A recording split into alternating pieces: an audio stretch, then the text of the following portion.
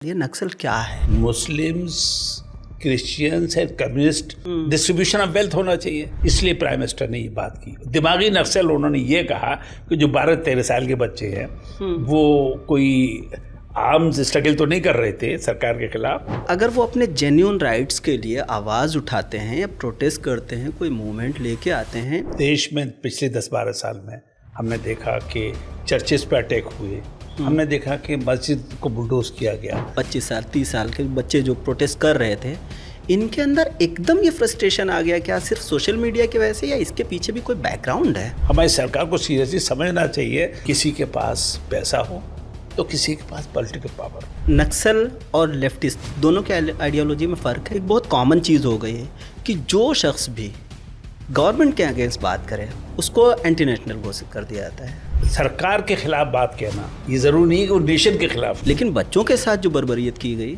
उसको तो सारी दुनिया कंडेम करे। हमारे मुल्क के लिए मुफीद है या डेंजरस है? करा सकता है, लेकिन आयुष्मान योजना को ईमानदारी से इम्प्लीमेंट तो करें। Best society is that society which is governed by the least of laws. वही कही जाती है कि डेमोक्रेसी में अगर सरकार से लोग डरते हैं तो वो अच्छी गवर्नमेंट नहीं है। लोगों का अब डर निकल गया है, सरकारें नहीं मानती। अगर आप नहीं बदले तो मुल्क इनकलाब की तरफ जाएगा, उससे खराबी पैदा होगी। अगर राम मंदिर में चोरी नहीं हुई होती तो जेनजी मूवमेंट भी इतना बड़ा नहीं हो सकता।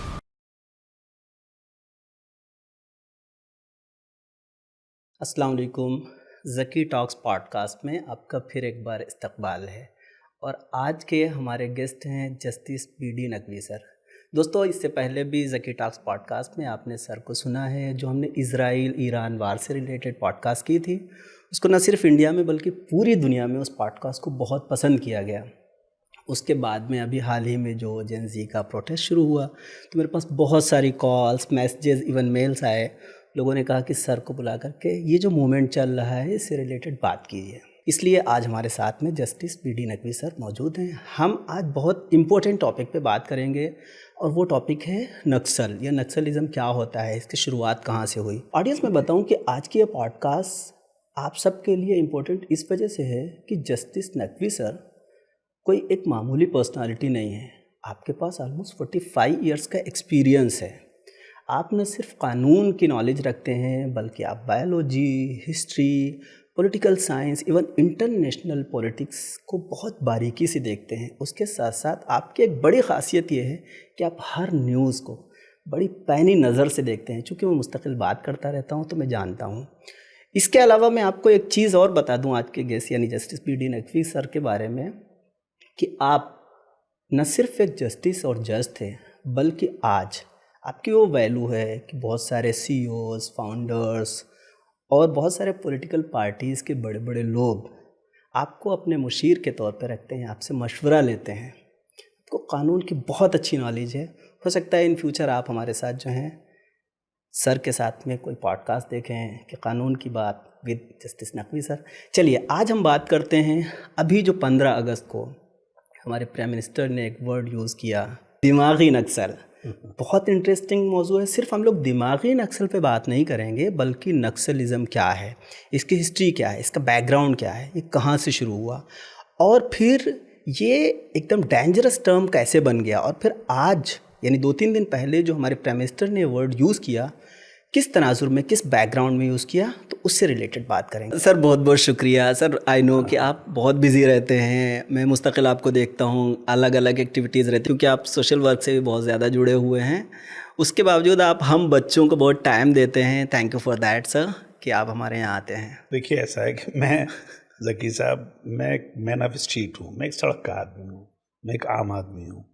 मैं आम आदमी की तकलीफ़ को, उनकी प्रॉब्लम्स पर नज़र रखता हूँ और मैं अपने आप को समाज का खिदमतगार मानता हूँ। मैं जज रह के भी पब्लिक सर्वेंट रहा, तब भी मैं इस तरह से काम करता था कि लोगों की प्रॉब्लम का मैं अपने तौर पर जो सलूशन दे सकूँ तो दे दूँ।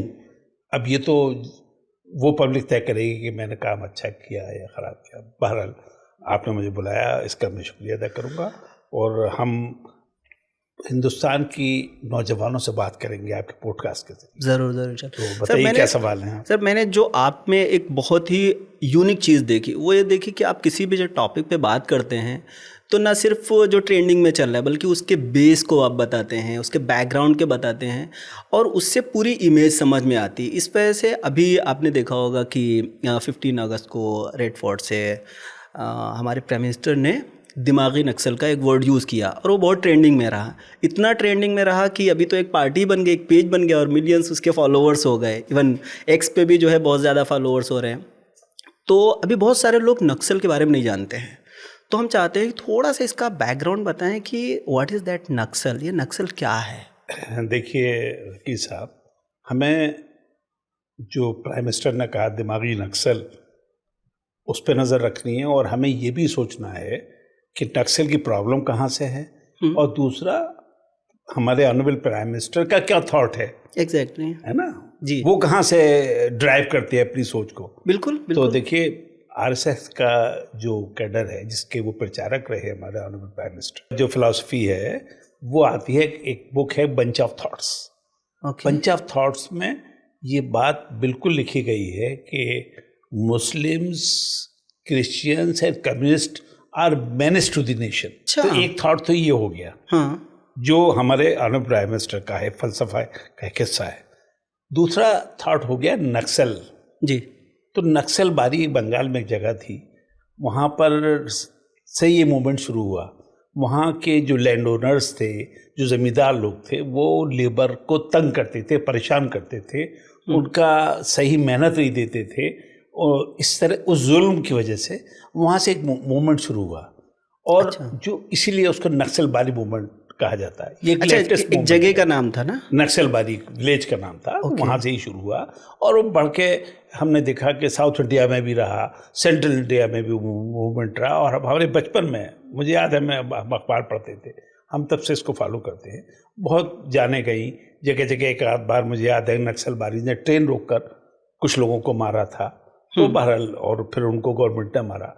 तो ये मूवमेंट इससे ये चला और ये बेसिकली जो लेफ्ट की फिलॉसफी है, जो कम्युनिज्म की फिलॉसफी है, माओ की फिलॉसफी है। माओ ने कहा था कि माओ चाइनीज चाइना के का जो था, उसने कहा था कि political power comes from the barrel of the gun. तो बेसिकली ये एक जो थॉट है हमारा माओ का, वो हमें उस तरफ ले जाता है, सोच की तरफ, कि हमें चेंज के लिए आर्म स्ट्रगल करनी है। तो ये नक्सली की आर्म स्ट्रगल हुई। अब आप इसको ऐसे लीजिए कि एक सिस्टम जो बंच ऑफ थॉट का सिस्टम है, वो ये भी कहता है कि जो मुल्क की, समाज का जो पैसा रहना चाहिए वो चंद हाथों में रहना चाहिए, उसे बंटना नहीं चाहिए। ये भी समझ लीजिए बंच ऑफ थॉट में है, जो मैंने खुद पढ़ा है। अच्छा। और कम्युनिस्ट फिलॉसफी ये कहती है कि पैसा बंटना चाहिए, डिस्ट्रीब्यूशन ऑफ वेल्थ होना चाहिए।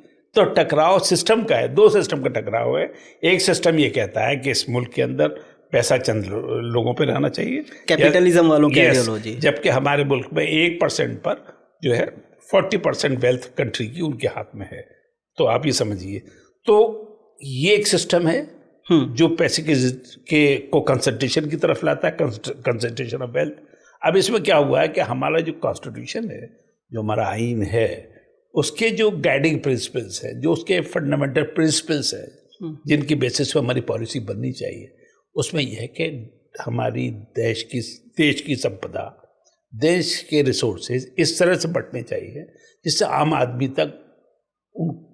आदमी को भी हिस्सा मिले उस स्रोत में। तो अब ये आखिर कैसे होगा? अगर कंसंट्रेशन ऑफ वेल्थ होगा, अगर लोगों को मौके नहीं मिलेंगे तो नेचुरली लोग इसी तरफ जाएंगे, लोग फ्रस्ट्रेट होंगे, लोगों को नौकरी नहीं मिलेंगी, अनएम्प्लॉयमेंट होगा। तो इसलिए ये जो टर्म है जो हमको डराता है, नक्सल मूवमेंट की तरफ हमें ले जाता है, हम नहीं चाहेंगे कि इस तरह का कोई मूवमेंट हो। इसलिए प्राइम मिनिस्टर ने ये बात की। दिमागी नक्सल, उन्होंने ये कहा कि जो 12-13 साल के बच्चे हैं वो कोई आर्म्स स्ट्रगल तो नहीं कर रहे थे सरकार के खिलाफ, लेकिन वो सरकार को के अगेंस्ट प्रोटेस्ट कर रहे थे, सरकार से अपनी मांगें मनवाना चाहते थे, क्योंकि पेपर लीक इतने ज़्यादा हुए थे, बच्चों के सुसाइड्स हो गए थे।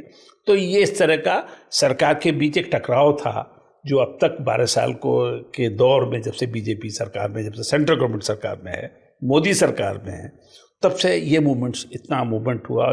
इस मूवमेंट के पीछे ना कोई पॉलिटिकल पार्टी थी, ना पॉलिटिकल लोग थे। ये भी सरकार नहीं पता लगा पा रही कि आखिर ये इस मूवमेंट के चलाने में पैसा कहाँ से आया। तो इसीलिए प्राइम मिनिस्टर ने ये बात कही, दिमागी नक्सल। और मैं ये समझता हूँ कि इसको लोगों को समझना चाहिए कि जब भी जुल्म होगा समाज में, जब भी डिप्राइवेशन होगा, कोई ना कोई मूवमेंट तो सामने आएगा ना। बिल्कुल, जमहूरियत में हक है प्रोटेस्ट करने का, है, ये तो राइट है उनका। लेकिन हाँ, जाहिर है आर्म स्ट्रगल का राइट नहीं है, क्योंकि उसमें कोई ज़रूरत भी नहीं है हमारे मुल्क में, क्योंकि हमारा कॉन्स्टिट्यूशन एक वेलफेयर स्टेट की बात करता है, जिसमें हमारे सिटीजन को राइट टू फूड है, राइट टू एम्प्लॉयमेंट है, ये सारी चीज़ें हैं। तो भारत सरकार की जो स्कीमें चल रही हैं वो शायद उससे लोग सेटिस्फाइड नहीं है, इतना ही मैं कह सकता हूँ। ठीक है सर, आपने खुद ही कहा, और आपसे अच्छा है कौन जान सकता है, आप जस्टिस रहे और ऑलमोस्ट 35 ईयर्स आपने जो है उसी फील्ड में गुजारे। तो अब एक जो जेनजी की बात कही, जो प्रोटेस्ट चला, जो मूवमेंट चला इंडिया में, जिसका कोई लीडर नहीं था, ठीक है, और जिससे बहुत सारे चेंजेस भी आए, इवन जो है एजुकेशन मिनिस्टर को इस्तीफ़ा देना पड़ा। तो अगर स्टूडेंट्स, ठीक है, अपने राइट्स के लिए आवाज़ उठा रहे हैं और जेन्युइन राइट्स हैं, इसी वजह से बहुत सारे जो है जो वेल एजुकेटेड लोग थे उन्होंने उनके हाँ में हाँ मिलाई, ठीक है। तो अगर वो अपने जेन्युइन राइट्स के लिए आवाज़ उठाते हैं या प्रोटेस्ट करते हैं, कोई मूवमेंट लेके आते हैं, तो ये कैसे मतलब नक्सलवाद हुआ? ये कैसे उनको मतलब दिमागी नक्सल कह सकते हैं? वो तो कंट्री के लिए बेहतरी चाह रहे हैं ना, क्योंकि नक्सल का टर्म हम तो ये समझते हैं कि थोड़ा निगेटिव वे में लिया जाता है ना नक्सलवाद। तो ये आइडियोलॉजी मतलब किस हद तक सही है? क्योंकि इससे तो मुझे लगता है कि जो बच्चे अपने हक के लिए लड़ रहे थे, जो बच्चे इंडियन एजुकेशन को बेहतर करना चाहते थे, जैसे पेपर लीक की बात तो सर बहुत ही एक्सट्रीम हो गई, मतलब जो नहीं होना चाहिए था, और भी बहुत सारे इश्यूज़ हैं, उन इश्यूज़ को लेकर के बात कर रहे थे बच्चे, अलग अलग इश्यूज़ को लेकर के वहाँ स्लोगन्स दे रहे थे। तो अगर प्राइम मिनिस्टर ही इस टाइप के वर्ड बोलता है इस तरह के स्टूडेंट्स के लिए, क्या आपको लगता है कि ये जो जेनजी है, जिनके अंदर बहुत ज़्यादा क्रिएटिविटी है, जिनके अंदर टैलेंट है, उनको दबाना हुआ? देखिए, ये इसमें कोई शक नहीं कि उन बच्चों को, मूवमेंट को दबाया गया। इवन पैलेट्स गन भी चली, ये भी बात आई है, और सुप्रीम कोर्ट में ये मैटर पेंडिंग है कि भाई ये ऑर्डर किसने दिया पैलेट्स गन चलाने का उन नौजवान बच्चों पे उस मूवमेंट में। तो ये बात अभी सुप्रीम कोर्ट के सामने पेंडिंग है। लेकिन जहां आप जो बस बात कर रहे हैं, हमें थोड़ी बैकग्राउंड में जाना होगा। Yes, please. इस देश में पिछले 10-12 साल में हमने देखा कि चर्चेस पे अटैक हुए, हमने देखा कि मस्जिद को बुलडोज किया गया, भले एक मिनॉरिटीज़ पे जगह जगह अटैक हुए, उस पर गवर्नमेंट ने वो एक्शन नहीं लिया जो एक्शन लेना चाहिए था। कहीं कहीं गवर्नमेंट खुद पार्टी बन गई। हमने देखा कि इस मुल्क में बरसों पहले ग्राहम स्टेन को 2 बच्चों के साथ, सोते हुए बच्चों के साथ उड़ीसा में जला दिया गया था। उस आदमी को, दारा सिंह को, मुझे याद है, कन्विक्ट को सज़ा हुई, अब शायद वो छूटने वाला है, 26 साल हो गए उसको सरकार कोशा है कि उसको कुछ ना कुछ करके उसे माफ़ी दे दे, वो जेल से वो निकल आए। तो इस बैकग्राउंड में जब तक कि आपका अटैक माइनॉरिटीज़ पर होता रहा, आपका अटैक कमज़ोर लोगों पर होता रहा, तो जब अब जो विक्टिम बने हैं वो हमारा एक जनरल क्लास बन गया। उसमें बच्चे थे, उसमें मज़हब और ज़ात की कोई दीवार नहीं थी। Exactly. जब मज़हब की और ज़ात की दीवारें गिर जाएं तो, और आवाम सरकार से नाराज़ हो जाए, उसको प्रोटेस्ट करे, तो वो रूप हमने देखा, वो सिचुएशन हमने देखी कि जहाँ आम आदमी डिससेटिस्फाइड हुआ सरकार से। बार बार पेपर लीक, बार बार जो है वो नौकरियों का एडवर्टिजमेंट और एग्ज़ाम, फिर पेपर लीक हो, सब ख़त्म। तो जो फ्रस्ट्रेशन है बाहिल राज पब्लिक का, उसको हमारी सरकार को उसका सलूशन तलाश करना चाहिए, बरखिलाफ इसके कि आप उनके खिलाफ एक्शन लें, उनको टॉर्चर करें, उनके घर वालों को परेशान करें। मेरा तो ये कहना होगा। Exactly. अच्छा सर, इस पे थोड़ा सा बताइए, क्योंकि मैं आपको जानता हूँ, आपने बहुत सारे मूवमेंट्स को पढ़ा, इवन आपके सामने बहुत सारे मूवमेंट हुए, और आप मूवमेंट्स की फ़िलासफ़ी का बैकग्राउंड को भी जो है बहुत डीपली पढ़ते हैं। तो ये जो यंग थे, यूथ थे हमारे, 20 साल, 22 साल, 25 साल, 30 साल के बच्चे जो प्रोटेस्ट कर रहे थे, इनके अंदर एकदम ये फ्रस्ट्रेशन आ गया, क्या सिर्फ सोशल मीडिया की वजह से या इसके पीछे भी कोई बैकग्राउंड है? देखिए, ऐसा है कि हमारे ऑनरेबल प्राइम मिनिस्टर की जितने आप पिछले स्पीचेस देखेंगे, जब प्राइम मिनिस्टर नहीं थे उससे पहले, कि भाई हवाई चप्पल पहनने वाला हवाई जहाज में चलेगा, पेट्रोल इतना सस्ता हो जाएगा, 2 करोड़ नौकरियां होंगी, इस तरह के सारे ख्वाब उन्होंने दिखाए। 12 साल में वो ख्वाब सब टूट गए। 12 साल में ख्वाब टूटने से लोगों के अंदर एक नाउम्मीदी और फ्रस्ट्रेशन फैल गया, जिसको समझना चाहिए हमारे प्राइम मिनिस्टर को, जिसको हमारी सरकार को सीरियसली समझना चाहिए कि भाई ख्वाब तो हमने बड़े दिखाए और ख्वाब पूरे नहीं हुए। तो मैं तो समझता हूँ कि ख्वाब टूटने की वजह से ये प्रोटेस्ट हुआ। अच्छा, तो इसका मतलब ये है कि मैं थोड़ा सा और इसको क्लियर कर दूं कि वो बच्चे जो 2014 में या उससे पहले की आप बात कर रहे हैं कि 8-10 साल के होंगे, तो वो प्राइम मिनिस्टर की स्पीचेस सुनते थे तो उनको जो है सब्ज़ बाग दिखाए जा रहे थे, उनको ख्वाब दिखाए जा रहे थे। अब वो बड़े हुए तो वो उसी ख्वाब में जी रहे थे कि जब हम पढ़ेंगे हमको ये चीज़ें मिलेंगी, राइट। अब उनको नहीं मिल रही हैं तो वो उनका पहले का फ्रस्ट्रेशन अब फूटा है जा करके, यही ना सर? बिल्कुल। अच्छा सर, आप जो हैं चूँकि आप कई लैंग्वेजेस के माहिर हैं, English language, Hindi, even Urdu के तो आप शायर भी हैं, तो आप टर्मिनोलॉजी पे बड़ी अच्छी बात करते हैं, मैंने देखा है, और बहुत सारे आपकी जो स्पीचेस हैं मुझे आती रहती हैं। अरे नहीं, बस कोशिश करता हूँ। नहीं, मैंने उर्दू में भी देखा, आपकी जो उर्दू भी है वो भी बड़ी अच्छी, शायद आप शायरी भी करते हैं गालिबन ना सर? कोशिश। तो मैं ये जानना चाहता हूँ कि ये जो नक्सल लोगों की जो आइडियोलॉजी थी, वो क्या, उनकी एक्चुअल आइडियोलॉजी क्या होती है, अगर आप पब्लिक को बताना चाहें किस आइडियोलॉजी के साथ वो लोग काम करते हैं? क्योंकि मुझे तो अजीब सा लगता है, आदमी क्यों अपनी जान देने के लिए जाएगा, क्यों अपने आप को, अपनी लाइफ बर्बाद करने के लिए जो है तैयार हो जाएगा? तो मुझे वो उनकी जो आइडियोलॉजी है, नक्सल लोगों की जो आइडियोलॉजी है, उसको थोड़ा सा आप बता सकते हैं और एक्सप्लेन कर सकते हैं? देखिए, ये जो है मैंने पहले ही अर्ज़ किया कि जो माओ की फ़िलासफ़ी है और जो कम्युनिस्ट फ़िलासफ़ी है, हमने देखा कि जैसे रशिया में जो वो पूरा रेवोल्यूशन हुआ, जिसको रशियन रेवोल्यूशन कहते हैं, वहाँ लोगों के जो बहुत पैसे वाले थे उन्हें लूट के उनकी ज़मीनें छीन ली गई और गरीबों में बांट दी गई। ये रशिया में हुआ है बेसिकली, है ना? तो ऐसा नहीं है कि, और ये इसलिए हुआ कि कैपिटलिस्ट सोसाइटी में कंसंट्रेशन ऑफ वेल्थ हो जाता है। भाई एक इंडस्ट्रीज़ का मालिक है और वो मज़दूरों को पूरी मजदूरी भी नहीं दे रहा है, पूरी तरह से उसके फ्रूट्स उसको नहीं मिल रहे हैं। इसलिए मैंने देखा कि अमेरिका के अंदर, मैंने एक किताब पढ़ी जब मैं गया था अमेरिका, तो वहाँ उन्होंने कहा कि भाई कैपिटलिस्ट सोसाइटी को लोग सोशल पर्पस के लिए भी, सोशल ऑब्जेक्टिव के लिए भी पैसा गरीबों को देना चाहिए, आप समझिए। और इसका एक जो है हमारी CSR एक फंड होता है 2% जो इंडस्ट्रियलिस्ट को देना होता है, सोशल ऑर्गेनाइजेशन को सोशल वर्क के लिए देना होता है, वो इसीलिए बनाया गया CSR जो उसको कहते हैं। लेकिन अनफॉर्चुनेटली जो हमारे इंडस्ट्रियलिस्ट हैं वो इस तरह से पैसा बांटते हैं कि पैसा घूम के उनके पास आ जाता है, वो जा नहीं पाता गरीबों तक। हमारे मुल्क के जो मैंने महसूस किया है, वो किसी ना किसी तरह मैनेज कर लेते हैं कि वो पैसा, उन्होंने कहा भाई हम आपको 2 करोड़ देंगे और 1 करोड़ 1.5 करोड़ हमें आप पहले दे दीजिए।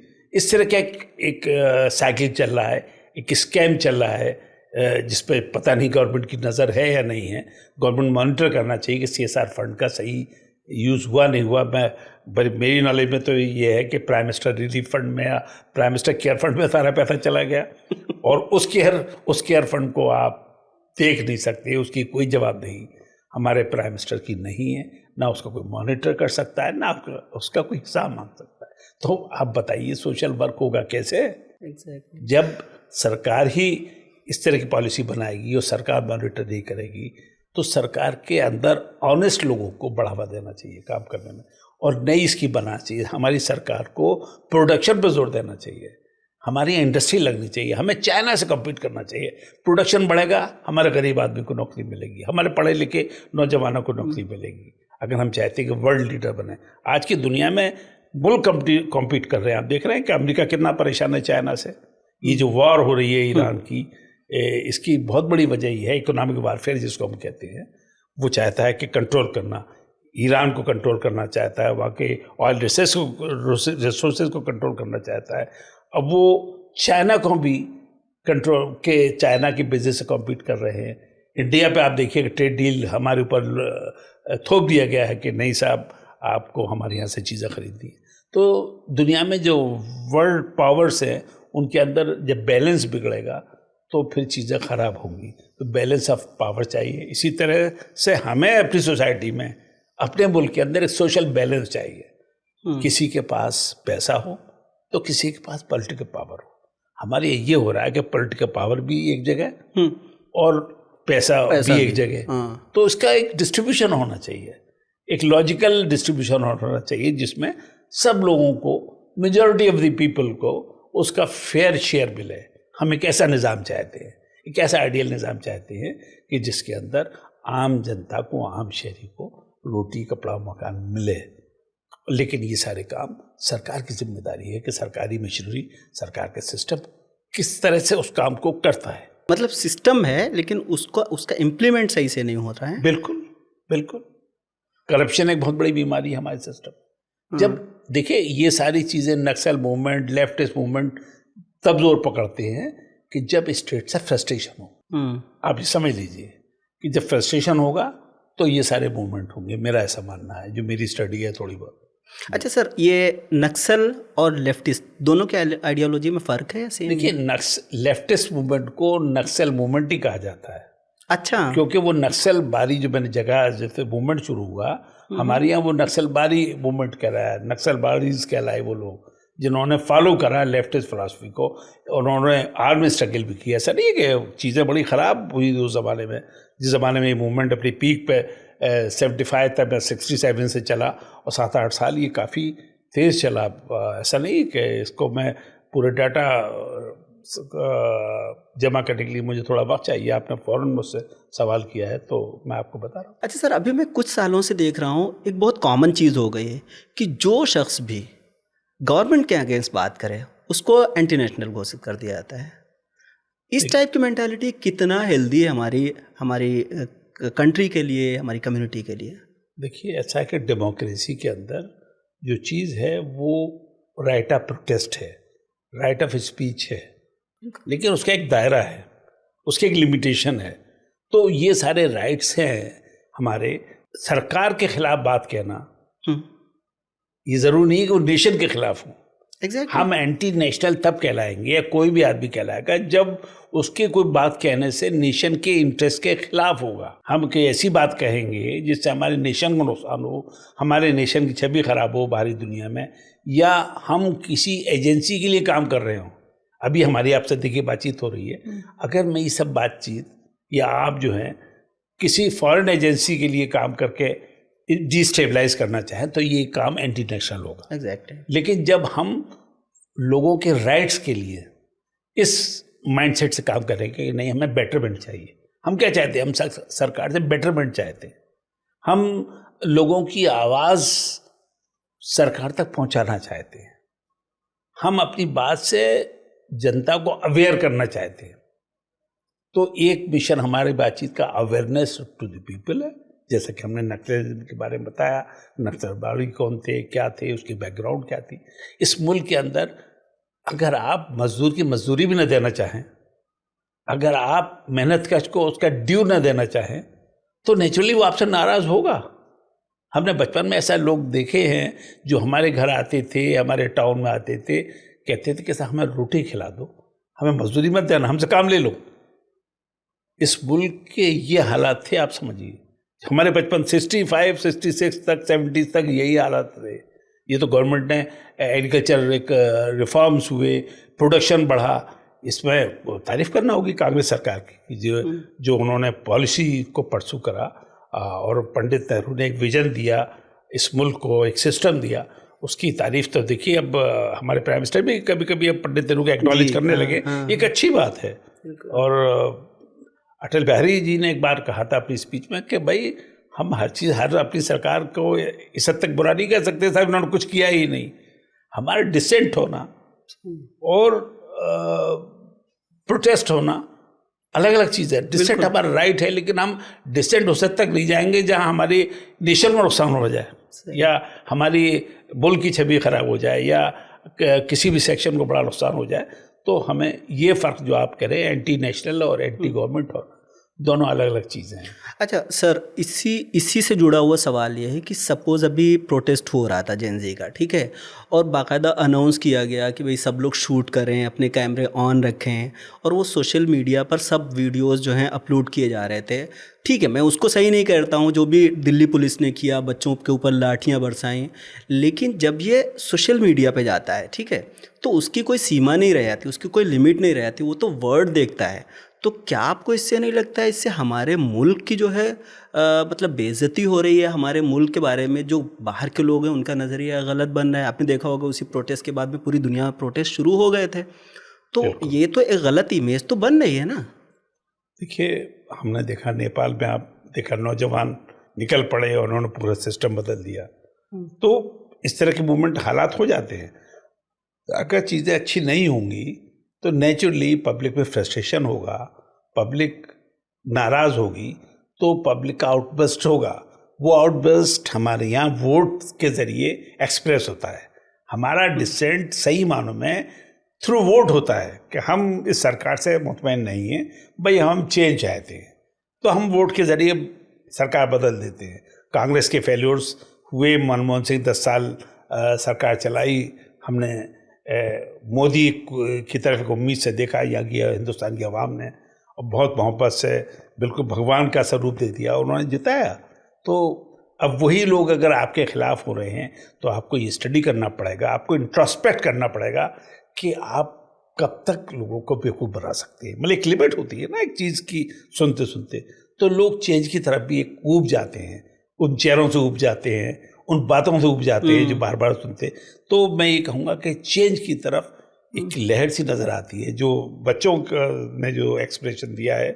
और मैं तो कहता हूँ जो बच्चों ने बदतमीजी की या गाली दी या वो थी, उसको मैं कंडेम करूँगा, वो बिल्कुल गलत है। नौजवान बच्चों को इस तरह की ज़बान नहीं कहनी चाहिए। ये मैं आपके इस पॉडकास्ट से अपील करूँगा कि अच्छी ज़बान में बात करो, लेकिन उसके साथ साथ मैं ये भी कहूँगा कि गवर्नमेंट मशीनरी को, जो गवर्नमेंट पे काम करते हैं, उनको भी लोगों की प्रॉब्लम के लिए सेंसिटिव होना चाहिए और ऑनेस्ट होना चाहिए। ये बहुत ज़रूरी है, आप ये समझिए। बच्चों ने जो किया, जो गलत वर्ड यूज़ किए, वल्गर वर्ड यूज़ किए, और प्राइम मिनिस्टर के लिए, किसी के लिए भी बल्कि नहीं यूज़ करना चाहिए, मैं भी उसके अगेंस्ट हूँ, लेकिन बच्चों के साथ जो बर्बरियत की गई उसके बारे में सर आप क्या? देखिए, ऐसा है कि उसको तो सारी दुनिया कंडेम करती है। जो बर्बरियत की गई वो मशीनरी ने की या वो पॉलिटिकल बॉसेस के ऑर्डर से हुई, यही तो सवाल है कि हमारे होम मिनिस्टर ने ऑर्डर दिया था ये सब करने को, या हमारे मशीनरी के लोगों ने ही इसको किया।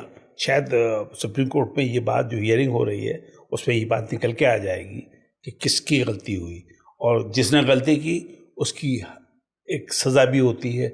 वो क्या होगी ये तो आने वाला वक्त ही बताएगा, इसको तो हम बैठ के नहीं तय कर सकते। सही। अच्छा, एक सर बहुत इंटरेस्टिंग है, ये मेरा पर्सनल क्वेश्चन है, मैं सोच रहा था कि आप जैसी किसी पर्सनालिटी से पूछूं। देखिए, जेन ज़ी जो है, जो नौजवान हैं, उनको कहीं भी उनको कंसीडर नहीं किया जा रहा था, लेकिन अभी जो प्रोटेस्ट हुआ तो बड़े बड़े लोगों ने उनकी तारीफ़ की, बड़ी क्रिएटिविटी है। एक तरफ जेन ज़ी जो है जॉबलेस हैं, और जब प्रोटेस्ट होता है तो उनकी क्रिएटिविटी, उनका टैलेंट निकल के आता है। इसके बारे में आपका क्या नज़रिया जेन ज़ी के हवाले से? देखिए, ऐसा है कि जेन ज़ी को मैंने भी देखा। मैं भी एक दिन प्रोटेस्ट को देखने गया था, जो चल रहा था प्रोटेस्ट, उसके दूसरे दिन से लाठी चार्ज हुआ। दिल्ली गए थे सर आप? मैं दिल्ली गया था। अच्छा। एक दिन देखने के, भाई सोनम वांगचुक जब अपने व्रत पे थे तो हमने भी जाके कहा था कि भाई अब व्रत तोड़िए, आप एक एसेट है, नेशनल एसेट है, इस बात को हम कहना गए थे। और उसके बाद हम चले आए बस एक दिन। तो मैंने तो जो बच्चों की जो परफॉर्मेंस देखी, मैंने जो कमिटमेंट देखा वहाँ उस गर्मी के अंदर, कमाल का है।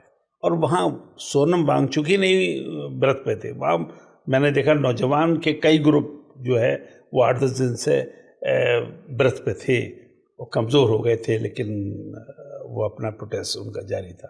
तो और जो क्रिएटिव एक्सप्रेशन बच्चों का था, तो मुझे तो बड़ी उम्मीद हो गई है कि जो हमारी अगली जनरेशन है, जब ये बड़े सिटीज़न बनेंगे तो मैं उम्मीद करता हूँ कि एक रिस्पॉन्सिबल सिटीज़न बनेंगे और मुल्क को और अच्छा करेंगे, मुल्क को और डेवलप करेंगे। मुझे तो बड़ी उम्मीद बनी इनसे। ये कैसे कैसे स्लोगन है, और वो जो कुछ तो बड़े मज़े ले रहे थे वहाँ प्रोटेस्ट में, हस्तगन हुई ये चीज़ें थी। एंटरटेनमेंट भी था ना हाँ, एंटरटेनमेंट भी कर रहे थे। अच्छा सर, चूँकि मैं आपको देखता हूँ कि आप बाकायदा किसी भी पॉलिटिकल पार्टी से नहीं जुड़े हुए हैं, तो मैं समझता हूँ कि आप इस चीज़ को बहुत अच्छे से एक्सप्लेन कर सकते हैं। जैसे अगर हम मौजूदा हुकूमत का अपनी प्रीवियस हुकूमत से अगर कंपेयर करें, ठीक है, तो बीजेपी ही मनमोहन सिंह को जो है, मोहन सिंह का जो है उन्होंने जो है नारा दिया था, ये तो मोहन सिंह है, मतलब बात नहीं करते, बोलते नहीं हैं। अभी देखेंगे तकरीबन 12.5 साल हो रहे हैं हमारे प्राइम मिनिस्टर को एज अ पीएम, बट एक भी उन्होंने जो है कॉन्फ्रेंस नहीं की है। इसको आप किस नज़र से, क्या ये हमारे मुल्क के लिए मुफीद है या डेंजरस है? देखिए, ऐसा है कि मनमोहन सिंह साहब बोलते नहीं थे, बहुत कम बोलते थे, और हमारे प्रेजेंट प्राइम मिनिस्टर बोलते ज़्यादा हैं। ये बड़ा फर्क, कंट्रास्ट है दोनों की पर्सनैलिटीज़ में। अच्छा, एक हार्वर्ड के डिग्री होल्डर थे, और एक जो है खुद ये मानते हैं कि मैं हाई स्कूल तक पढ़ा हुआ हूँ। ये बात उन्होंने खुद कही है इंटरव्यू, ऐसा नहीं है कि मैं अपनी तरफ से एडिशन कर रहा हूँ। तो लेकिन फ़र्क है दोनों में। हमारे प्रेसिडेंट प्राइम मिनिस्टर वो बड़ा मोटिवेशनल रहे। आप देखें कि वो जो कहते रहे पब्लिक मानती रही। मैं उनकी स्पीच सुन रहा था, उन्होंने कहा अपने भगवानों को डुबो दो, भारत माता की सेवा करो, तुम इसको मानो। नेशनलिज्म की बात करी इन्होंने, भगवानों को डुबो दो। और हमारे प्राइम मिनिस्टर ने हमारे राम मंदिर का उद्घाटन भी किया और प्राण प्रतिष्ठा भी की, उसको भी लोगों ने सही माना। तो जब कोई लीडर बनकर पब्लिक उससे मोहब्बत करने लगती है, उस पर विश्वास करने लगती है, तो वो जो है वो चीज़ों को ज़्यादा अच्छी तरह बदल सकता है। कुछ चीज़ें तो हुई इस सरकार में 10-12 साल में, जो मैं मानता हूँ। एक सफाई अभियान चला, स्टेशन साफ रहने लगे, ये बात तो हुई। लेकिन उसके साथ साथ जो प्राइवेटाइजेशन जो किया, उससे हमारे जो रिजर्वेशन वाला जो क्लास था, जो तबका उसको रिजर्वेशन मिलता था, वो कहीं ना कहीं डिप्राइव हो गया। और दूसरी जो ख़राब बात हुई वो ये हुई कि सरकारी नौकरी से हमारी सरकार ने कॉन्ट्रेक्चुअल लेबर की तरफ चीज़ें कर दी। जिस काम के लिए एक सरकारी नौकर को 1 लाख मिलता था, वो कॉन्ट्रेक्चुअल लेबर वाला 20-25 हज़ार में काम कर रहा है। मैं समझता हूँ इट्स टू लो। और जहाँ तक प्रेस कॉन्फ्रेंस की बात है, उसको तो प्रेस कॉन्फ्रेंस हमारे ऑनरेबल प्राइम मिनिस्टर को करना ही चाहिए था। ये प्राइम मिनिस्टर का प्रेस कॉन्फ्रेंस न करना, ये कोई अच्छी नज़र से नहीं देखा गया। ये माना गया कि नहीं साहब, ये फेस नहीं कर सकते, ये टेलीप्रॉम्प्टर से ही तैयारी करते हैं। तो उनको मैं समझता हूँ कि बहुत फ्रीली उसको एड्रेस करना चाहिए था। जो काम उन्होंने अच्छे किए हैं, उनकी नज़र में जो अच्छे हैं, अच्छी सड़कें बनी हो, बहुत ही चीज़ें हुई, सफाई हुई, सब, तो ये जो अच्छे काम है उनको करना चाहिए। जो नहीं कर पाए उसके बारे में बताना चाहिए कि हम ये नहीं कर पाए। तो चीज़ें जितनी कांग्रेस की पॉलिसीज़ हैं, आप समझिए इस मुल्क के अंदर राइट टू फूड, अगर यहाँ के 80 करोड़ लोगों को जो राशन मिल रहा है, जो अनाज मिल रहा है, वो कांग्रेस की पॉलिसी थी। एक्ट था राइट टू फूड। ऐसा नहीं है कि अपने घर से दे रहे हैं हमारे प्राइम मिनिस्टर, सरकार ही दे रही है, लेकिन उन्होंने कांग्रेस की पॉलिसी को फॉलो किया। जो जीएसटी था वो कांग्रेस के ज़माने में डिस्कस हुआ, उसी पॉलिसी को मैं ही समझता हूँ। जो कांग्रेस की पॉलिसीज थी उसको उन्होंने इस हद तक चेंज किया है कि जो कांग्रेस की फ़िलॉसफी थी वो मिक्स्ड इकोनॉमी की थी। सरकार ये करेगी और हमारा सेठ और जो बिजनेसमैन है बड़ा पैसे वाला वो ये करेगा। लेकिन हमारे प्राइम मिनिस्टर ने उन चीज़ों को ख़त्म कर दिया कि नहीं, अब सब सरकार नहीं करेगी, अब तो प्राइवेट ही लोग करेंगे। एजुकेशन भी प्राइवेट हो जाएगी। इस मुल्क के अंदर 1-1.5 करोड़ खर्च करके डॉक्टर लोग बनेंगे। तो जो उन्होंने जो पेंडोरा बॉक्स खोला, जो उन्होंने किया, उसके नुकसानात ये हैं कि आज एजुकेशन महंगी, हेल्थ सेक्टर महंगा, गरीब आदमी के उससे उसकी रीच से बाहर है। अब एक काम अच्छा हुआ, आयुष्मान योजना, मैं कहूँगा वो काम अच्छा हुआ, गरीब आदमी इलाज करा सकता है। लेकिन आयुष्मान योजना को ईमानदारी से इम्प्लीमेंट तो करें, डॉक्टर बेईमान ना हो। ये जो करप्शन का एंगल आ जाता है, तो जो अच्छी हुई हैं अगर इस सरकार में 10-12 साल में, तो उसका रिजल्ट नहीं आ सकता। अरे आप बताइए, ट्रेन चल गई साहब, वंदे भारत चल गई और फलां चल गई। अरे भाई, हमारे गरीब आदमी 100 रुपये में लखनऊ से दिल्ली जाना चाहता है, उसके कंपार्टमेंट में तो रहने चाहिए ना। उसके बाद चॉइस ख़त्म हो जाती है। मेरा ये बहुत कंसर्न, मैं आपको बता रहा हूँ, ये जो चीज़ है। अब आप मुझे भी कह सकते हैं कि मैं लेफ्टिस्ट हूँ। मैं लेफ्टिस्ट नहीं हूँ, लेकिन मैं कुछ पॉलिसीज़ को पसंद करता हूँ। मैं चाहता हूँ कि यहाँ का ओला ड्राइवर, यहाँ का ट्रक ड्राइवर, यहाँ का रिक्शा पुलर, यहाँ के जो मेहनत कश लोग हैं, उनको तरफ सरकार का ध्यान ज़्यादा जाना चाहिए मुकाबले इसके कि हम हिंदुस्तान की कैपिटलिस्ट को मालदार करें, उनका कर्जे माफ़ करें। इतने कर्जे अगर हमारे किसानों के माफ़ होते तो मैं समझता हूँ एग्रीकल्चर प्रोडक्शन हमारा बढ़ेगा। तो ये मैं चाहता हूँ शिफ्ट होना चाहिए सरकार का एग्रीकल्चरिस्ट की तरफ शिफ्ट होना चाहिए, हमारा हेल्थ सेक्टर की तरफ शिफ्ट होना चाहिए, और गरीब आदमी की रीच में एजुकेशन रहनी चाहिए। 90,000 स्कूल बंद कर दिए गए सरकारी, ये कहाँ तक सही है? इसको तो कोई भी सही नहीं कहेगा। नहीं, वो ठीक है, लेकिन प्राइवेट स्कूल वालों की भी जिम्मेदारी बनती है कि वो जो इतनी ज़्यादा फीसेस उन पर कंट्रोल होना चाहिए। कंट्रोल होना चाहिए। अगर आप प्राइवेट स्कूल को बढ़ा रहे हैं तो कंट्रोल होना चाहिए।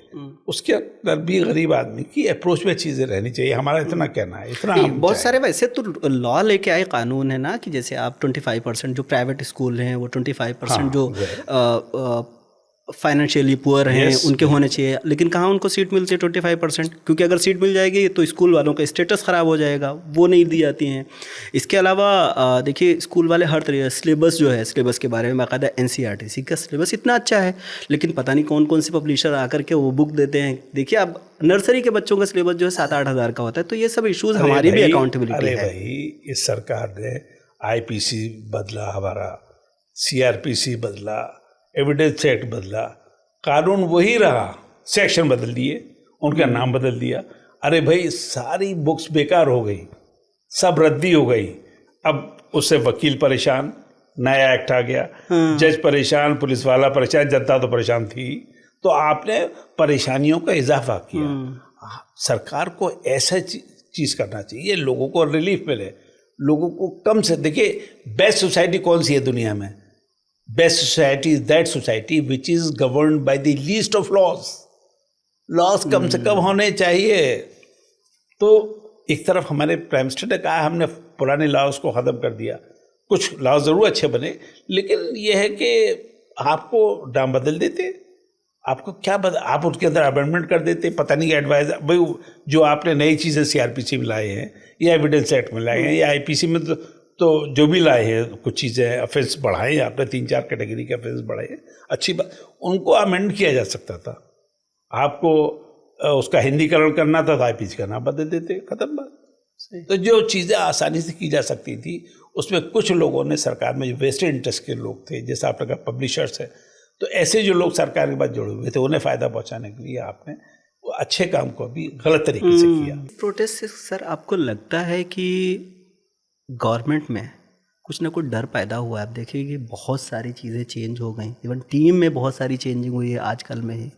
देखिए डेमोक्रेसी की 2 चीज़ें कही जाती हैं। वही कही जाती है कि डेमोक्रेसी में अगर सरकार से लोग डरते हैं तो वो अच्छी गवर्नमेंट नहीं है, और अगर जनता से सरकार डरती है तो वो सरकार अच्छी कहलाती है। तो जब तक जो अब तक हो रहा था, सरकार से लोग डर रहे थे, प्रोटेस्ट नहीं कर रहे थे, उसको हम अच्छी सरकार नहीं कहेंगे। ये सरकार अब अच्छी होगी कि पब्लिक से डरेगी, और जब डरेगी तो काम करेगी।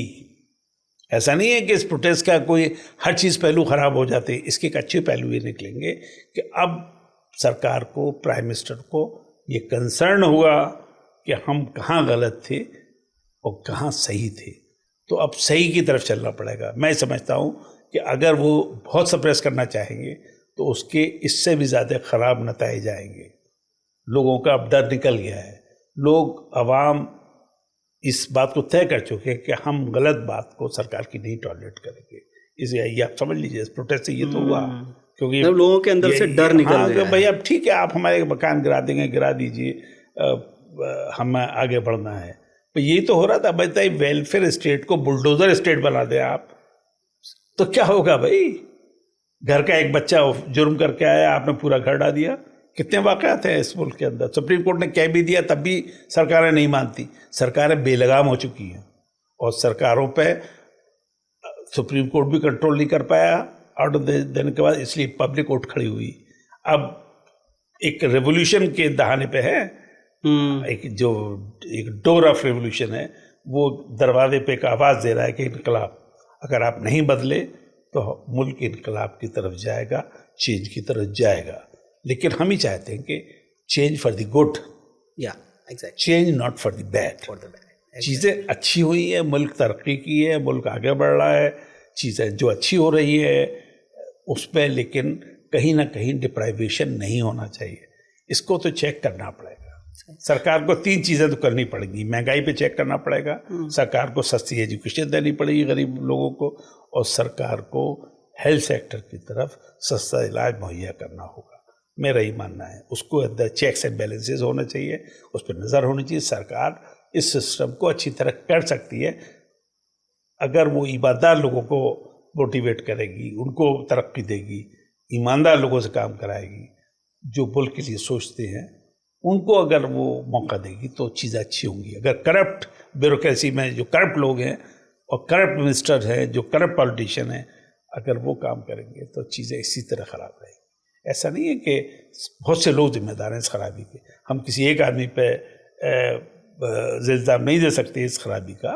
और जो कंसंट्रेशन ऑफ पावर हुआ उसके अंदर उससे खराबी पैदा होगी। जब एक आदमी की वाह होगी तो बुराई भी तो एक ही आदमी खाएगा। एग्जैक्टली, है ना? हाँ। ये अलमिया है, बिल्कुल ये अलमिया है हमारे सिस्टम का। उस बात को शायद हमारे प्राइम मिनिस्टर कॉम्प्रिहेंड नहीं कर पाए। सर, एक लास्ट क्वेश्चन है और मुझे उम्मीद है कि आपसे अच्छी कोई और दूसरा शायद राय नहीं दे सकता इतना खुल के, क्योंकि आप बहुत खुल के बात करते हैं।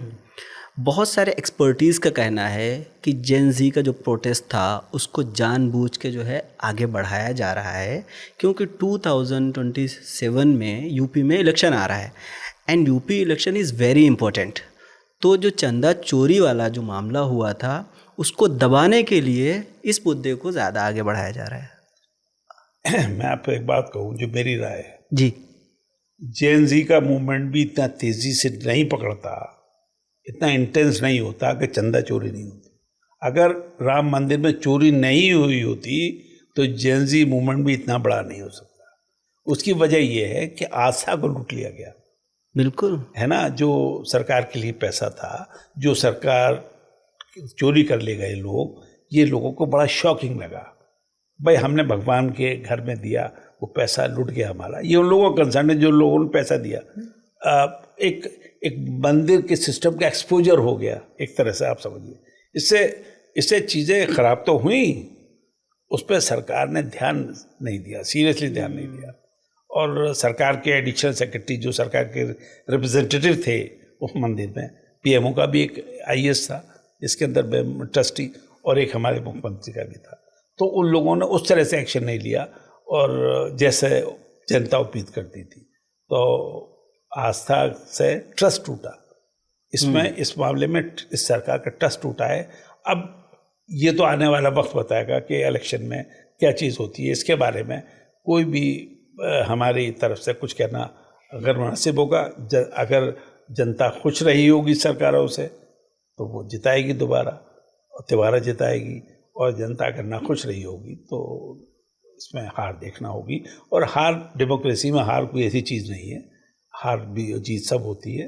और डेमोक्रेसी का नाम ही है कि सरकारें गिरती रहे हैं, नई सरकारें बनती रहे, वरना तो फिर क्या फ़र्क रह जाएगा एक बादशाह में और डेमोक्रेसी में।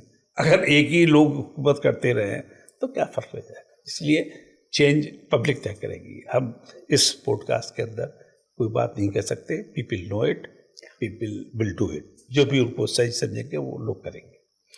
सर, हम हर गेस्ट के साथ करते हैं लास्ट में कि नेशन के नाम, कम्युनिटी के नाम या लोगों के नाम, पब्लिक के नाम कोई मैसेज।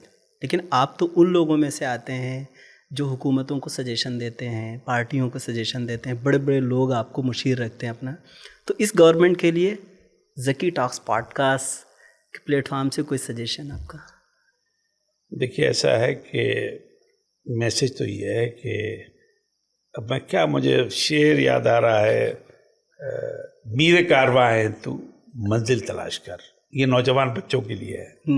मीरे कारवां है तू मंजिल तलाश कर, चांदनी रूठ जाए तो कहकशा तलाश कर। बच्चों को हमेशा एक चीज़ से अगर फ्रस्ट्रेशन मिले तो दूसरी मंजिल की तरफ बढ़ जाना चाहिए। इन्हीं अल्फाज के साथ बहुत बहुत शुक्रिया। Thank you sir, thank you so much.